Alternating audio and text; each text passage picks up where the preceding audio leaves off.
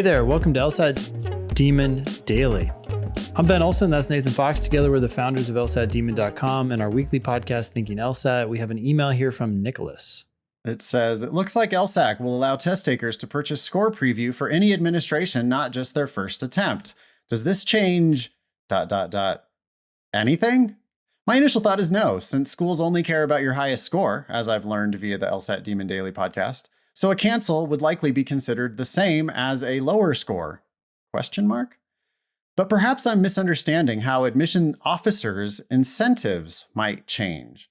Curious to hear your guys' thoughts. We just talked about this on the Thinking LSAT podcast, but I guess I didn't really think about the incentives from the admissions officer's perspective. I mean, I think what they're going to see is just more cancellations, would be my guess.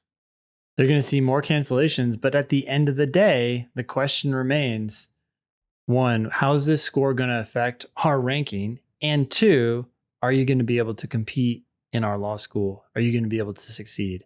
And those things are considered or determined by your highest LSAT score.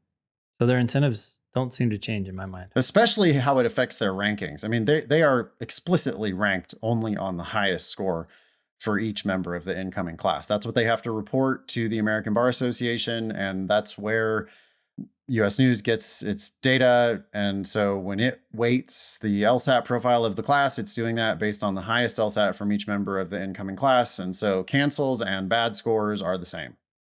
Yep. How does it change if they start seeing a bunch of cancels? Not at all. I don't know. If they're sensible at all, the only thing they care about is the high score on record. Yep. So save yourself the $45 or the $75 if you get tempted into considering this after you've taken the test, and just don't buy it.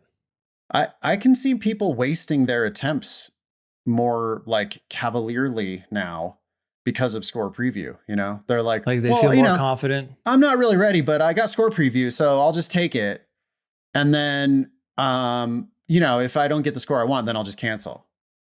And it's like, okay, but your practice test scores aren't anywhere near a good score.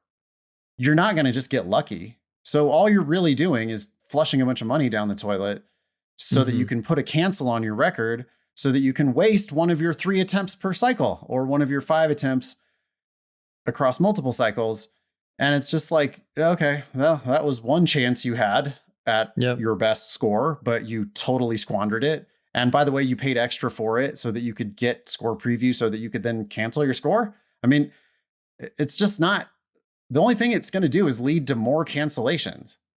And more retakes. Wow, LSAC's really got this benefit. I don't know. To me, it doesn't seem like a good investment. I have yet to hear a good argument for it. So I don't think this changes anything. It's just more opportunities for you to pay $45 or $75 extra dollars for your LSAT. I would recommend declining that option. Yep.